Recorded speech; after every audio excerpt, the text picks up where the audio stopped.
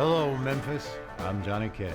And I'm Jerry Lee Lewis from the cast of $1 Million Quartet. Our tour is going to be coming to the Orpheum Theater, so come out and join us for a rockin' good time. What do you have to say about that, Elvis?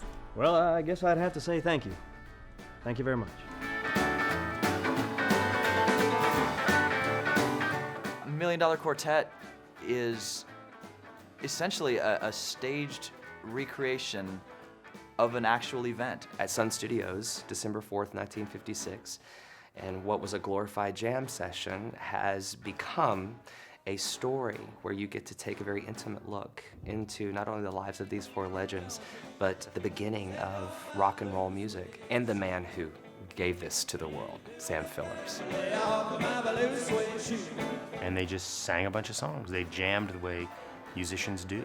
The show kind of goes off into everyone's individual story, and you get to know a little bit about where they came from, the road that took them to Sun Records and brought them together, and then a little bit about where they're going in the future. And along the way, they just encountered a lot of humor, a little hardship, and they made some pretty good music. It's kind of like a family, where Sam's the dad, and Johnny is the oldest son who's like breaking away, and Carl's the second son who's sort of misunderstood and, you know, can't get a break. And Elvis is the third son who's sort of the golden child that all the great stuff happens to. Of course, the baby is Jerry Lee, who's a pain in the ass. That family dynamic always sort of made sense for me in this show. Down by the riverside, gonna study, war no more.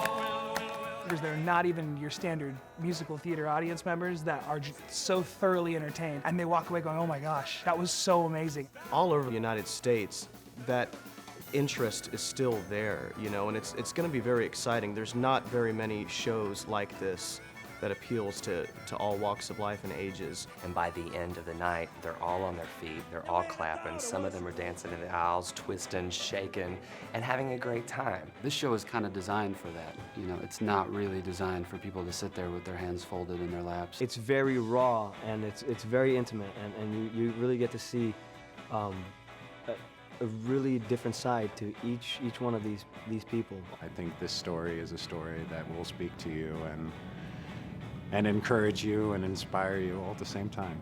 But no matter, you know, whether it's a busload of high school kids or a bus of senior citizens or a bunch of college kids on a Saturday night, by the end of the show, everyone's on their feet, everyone's clapping, everyone's having a good time. This courageous great balls of fire.